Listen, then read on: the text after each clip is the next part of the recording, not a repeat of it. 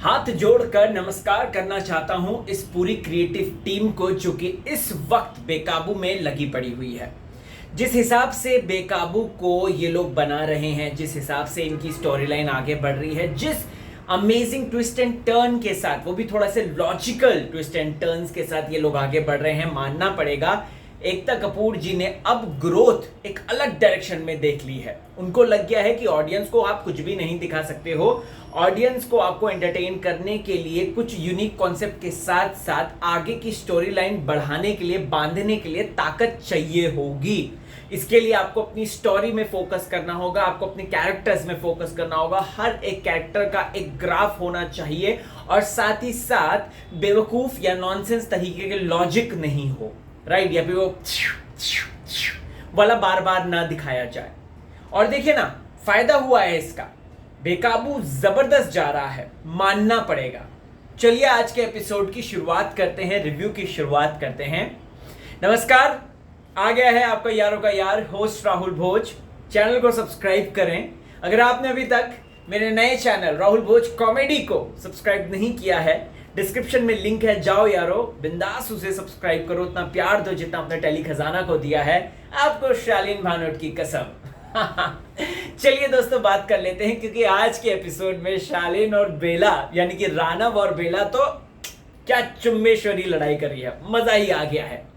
तो भाई धीरे धीरे करके यामिनी और यामिनी की माँ दोनों ही, जो दोनों चुड़ैले हैं टेक्निकली देखा जाए तो, दोनों ही अब बेचारी मलिका के पीछे पड़ गई थी।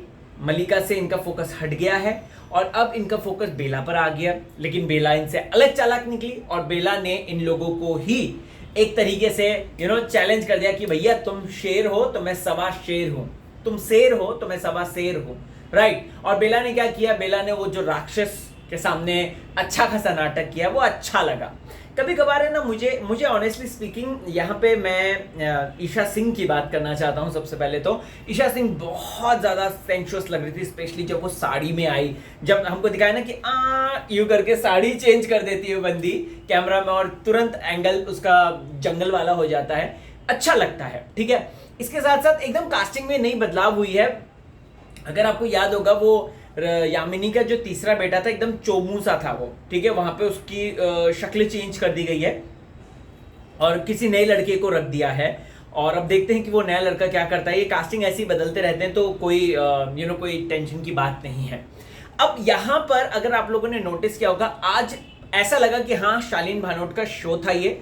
शालीन भानोट की डायलॉग डिलीवरी से लेकर उनकी स्टोरी में परफॉर्मेंस ले लीजिए, बेला के साथ नोक झोंक ले लीजिए, मुझे बहुत मजेदार लगा। बट एक चीज मुझे ना बहुत ही इररेलेवेंट लगती है, ये लोग जिस लॉजिक के साथ चीजें टैकल करते हैं, मुझे बिल्कुल समझ में नहीं आती।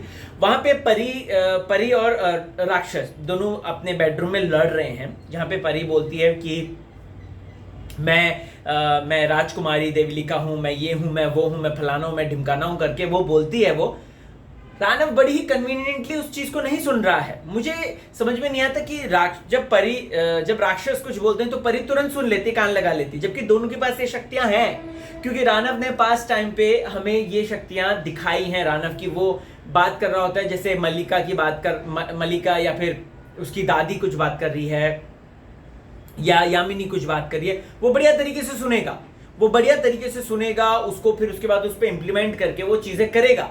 लेकिन यहाँ पर जब परी बोल रही है तो वो क्यों नहीं सुन रहा? तो वो मुझे लगता है कि यहाँ पे इन्होंने थोड़ा सा इनको ये लॉजिक पे काम करना होगा, क्योंकि ऐसा नहीं है यार, दोनों की जब सुनने वाली शक्तियां इक्वल हैं तो यार ऐसा क्यों है कि जब राक्षस मन में बोल रहा है तो परी तुरंत सुन ले रही है और परी जब बोल रही है तो राक्षस नहीं सुन पा रहा? What the F man, come on. इन लोगों को ये इम्प्रूव करना चाहिए, बिकॉज ये बहुत ज्यादा मुझे लग रहा है कि बायसनेस दिखा रहे हैं। परी को इन्होंने ना एक तो पहले गलती कर दी, इन्होंने ना राक्षस की जो story line back of the mind हमें बताई थी राक्षस और परियों की, इन्होंने ना उसमें ही परी की सत्यानाश कर दिया। अब तो धीरे धीरे करके परी के कैरेक्टर को उठा रहे हैं। अदरवाइज इन्होंने मतलब न चाहते हुए भी ना रानव हीरो ही लग रहा था, भले ही वो राक्षस है, भले ही वो राक्षस के प्रति उसके दांत है लंबे लंबे, उसके नाखून हैं, चीर फाड़ देता है, परियों की तरह नहीं है वो। लेकिन यहाँ पर है ना, वो ज्यादा सटीक लग रहा था ऑडियंस को, वो ज्यादा एक्चुअल में वो लग रहा था, ऐसा लग रहा था कि हाँ ये बंदा है कुछ। वहीं लेकिन परी की अगर बात करें तो परी बहुत नेगेटिव जा रही थी। अगर आपने नोटिस किया होगा, इन्होंने पिछले कुछ दिनों से जब से परी हेल्प करने लगी है, जब से उसको मृत्यु पाश से निकाला है या फिर जब वो उसकी मदद कर रही है उसके दुश्मनों को घायल करने के लिए, तब से थोड़ी परी की रेपुटेशन बढ़ी है। लेकिन अब प्लीज ऐसा भी मत करो कि परी को बड़ा दिखाने के चक्कर में आप जो दानव की शक्तियां हैं आप उनको ही सप्रेस कर दो। नहीं, प्लीज ऐसा मत करो। It's a big request. अगर दोनों की इक्वल शक्तियां हैं, दोनों हर एक मौके पे इक्वली उसको सुन सकते हैं, लेकिन यहाँ पे बड़ी कन्वीनियंटली राक्षस नहीं सुनता है और परी सुन लेती है। ऐसा मत करो यार, ये चीटिंग है भाई। मैं इस चीटिंग के खिलाफ हूं और मैं आवाज उठाऊंगा, ठीक है। अब यहां पर एक और चीज जो आपने अगर नोटिस करी होगी तो सुधा मैम के आने से है ना पूरी कहानी का प्लॉट ही चेंज हो गया है। कहानी इतनी ज्यादा इंटरेस्टिंग हो गई है, इतनी ज्यादा फैसिनेटिंग लग रही है और इतने ट्विस्ट एंड टर्न्स आ रहे हैं कि लिटरली मजा आ गया। अभी उनके कैरेक्टर को तो पता चल ही गया कि ये तो उनका बेटा प्रथम है।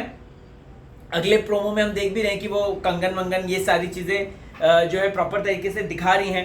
लेकिन यहां पर एक और मेन इंपॉर्टेंट चीज है, वो इंपॉर्टेंट चीज है कि क्या प्रथम उनका सपोर्ट करेगा। मैं आपको कहना चाहता हूं कि नहीं करेगा, बट एक कुछ ऐसा ट्रैक ये लोग इन्वॉल्व कर सकते हैं जहां पे हो सकता है ये जेपटाइज कर दे उसे या फिर किसी तरीके से मोहपाश में बांध दे और राक्षस ये बुरे बुरे काम करने लग जाए। ऐसा हो सकता है कोई स्टोरी लाइन में, कोई स्टोरी ट्रैक में, क्योंकि अगर आपने कैप्टन अमेरिका या फिर ये जितने भी बड़े बड़े जो सुपर हीरोज होते हैं ना, इनको भी तबाही कर, ब्लैक सुपरमैन जिसने तबाही करी थी, राइट। तो ये होता है, ये ट्रैक में अच्छा लगता है कि अगर हीरो ही विलेन बन जाए और वो विलेनों की तरह हरकत करने लग जाए तो वो अच्छा लगता है देखने में, लेकिन अल्टीमेटली वो सुधार आ ही जाता है। तो यहाँ पर ये चेंज हो सकता है। बट मुझे ना पर्सनली सुधा मैम और यामिनी यानी कि अपनी मोनालिसा, इन दोनों की केमिस्ट्री बड़ी अच्छी लग रही है। कभी कभार इनकी केमिस्ट्री जो है ना रानव और बेला से भी ज्यादा अच्छी लगती है, बिकॉज वो दोनों आपस में एक दूसरे की टांग खींच रहे हैं, एक दूसरे को नेम कॉलिंग कर रहे हैं। वो अच्छा लग रहा है देखने में, लिटरली फनी लग रहा है। इसके साथ साथ मुझे आज वो जो इनका रोमांस वाला था, वो बाल अटक गए, बाल मारना वाला, और वो गले का ताबीज वाला अटकना और उस पर वो गाना तेरा ये इश्क मेरा ये इश्क वाला, सुपर्ब है, सुपर्ब है। एक रिक्वेस्ट है ईशा सिंह के लिए। ईशा सिंह को ना मोर वो चिढ़ाने वाला या मोर थोड़ा सा इसके शालीन के साथ रोमांटिक सीन्स अगर ज्यादा करोगे ना तो ईशा उसमें बहुत प्यारी लगती है, बहुत अच्छी लगती है। लेकिन अगर कोई इंडिविजुअल जैसे पास टू पास था ना, वो नागलोक पर हमला हो गया था और उसमें ईशा सिंह ने पूरा एकदम गुड़गोबर कर दिया था, सॉरी टू से। बट लेकिन कल आज के एपिसोड में ये अच्छा लगा मुझे कि वो जिस तरीके से वो लड़ाई झगड़ा कर रही है, अनजान बन रही है और वो खिटपिट कर रही है, वो ज्यादा अच्छा लगता है। तो ईशा सिंह के जो भी आप अगर सीन्स लिख रहे हैं तो ऐसा लिखिए, या फिर अगर आप पे उसको इंडिविजुअल उस पर डाल रहे हैं सारी स्टोरी लाइन को, तो उसके लिए उसको मेहनत करवाइए। उसके लिए ईशा को मैक्सिमम वर्कशॉप्स हो या फिर एक्सप्लोर हो, क्योंकि एक्टिंग तो ऐसा है कि आप जितना डीप उसमें जाते हो आप पहले स्क्रिप्ट दे दो। क्योंकि कभी कभार क्या होता है, बेचारे एक्टर्स सेट पे होते हैं, शूट होने वाला होता है, उसके 1 घंटे पहले उनको स्क्रिप्ट दी जाती है, तो थोड़ा पहले दे दो स्क्रिप्ट तो ज्यादा अच्छा रहेगा, वो बेचारे प्रिपेयर हो जाएंगे, ऐसा मुझे लगता है। ईशा सिंह तो नहीं है कंपैरेटिवली इनके अपने रानव के, राइट, यानी कि शालीन भानोट के। शालीन भानोट तो यूं है एकदम, आज देखो वो बंदा ऐसे कर आया, एकदम धक्का दिया पूरा, फिर उसके बाद यूं कैमरे पे जो लुक दिया बंदे ने, अरे यार बंदा मतलब मानना पड़ेगा। बाय द वे, शालीन भानोट की जो इंस्पेक्टर अविनाश आई है, कृपया करके शालीन भानोट के फैंस अगर चाहें तो देख सकते हैं, लेकिन उतना आपको मतलब ऐसा लगेगा कि यार क्यों ही देखा। स्टोरी बहुत अच्छी है, नो डाउट, मैंने तो होल पर्सपेक्टिव से देखी, लेकिन अगर शालीन भानोट का एंगल मैं डालूं उसमें तो बहुत कम है। शालीन भानोट इतने मंझे हुए खिलाड़ी हैं, तो मुझे ऐसा लगता है कि उनके प्रतिभा का प्रॉपर इस्तेमाल नहीं हुआ है उसमें, जितना इस्तेमाल यहाँ पे बेकाबू में हो रहा है। बेकाबू में तो बहुत बढ़िया जा रहे हैं शालीन भानोट का, और वो जब वो पूरा हवा चल रही है और वो बंदा दौड़ते हुए ऐसे कर आ रहा है ना, he was looking so handsome man. वो जिस तरीके से लग रहा है एकदम ना, मानना पड़ेगा, ऐसा लगा एकदम हॉलीवुड का कोई स्टार आ गया, माय गॉड। सो यस, अब देखते हैं वो कौन है। अच्छा, बाय द वे, वो चेहरा कौन है? मुझे पता नहीं क्यों वो चेहरा ईशा की मम्मी ही लग रही है, मतलब कि बेला की मॉम ही लग रही है, जिस हिसाब से वो स्माइल करती है, जिस हिसाब से उसके आईब्रोज और इतना पोर्शन दिखाते हैं, मुझे ऐसा लग रहा है। कुछ लोग शिवांगी भी कह रहे हैं, बट शिवांगी कैसे हो सकती है यार, जब हम सबके सामने वो मरी है, उसमें पुनर्जीवन जो है वो हुआ है वहां पे, वो नहीं हो सकती है। तो ये अगले हफ्ते मतलब सॉरी कल के एपिसोड में, संडे के एपिसोड में पता चलेगा कि वो आखिरकार कौन सी परी है। मैं देखने बहुत ज्यादा मुझे पता नहीं, मेरा अंदर से लग रहा है कि वो शायद बेला की मम्मी है और मैंने उसके पीछे के लॉजिक पूरे अपने पास के एपिसोड में बताए हैं। आपको कैसा लगा मुझे जरूर बताएं। टेली खजाना को तो प्यार देते ही हो, राहुल भोज कॉमेडी में भी जाओ, डिस्क्रिप्शन में लिंक है, उसमें क्लिक करो, उसे सब्सक्राइब कर लो, ठीक है। आपको शालीन भनोट का वास्ता, बेकाबू का वास्ता। क्या वैसे कंटेंट ही अच्छा है मेरा वहाँ पे, और भी ज़्यादा अच्छा है, तो आई होप आप मुझे वहाँ पे उतना ही प्यार देंगे जितना आपने यहाँ दिया है। चलो मिलता हूँ दोस्तों, बाय बाय, जय हिंद, अपना ख्याल रखें।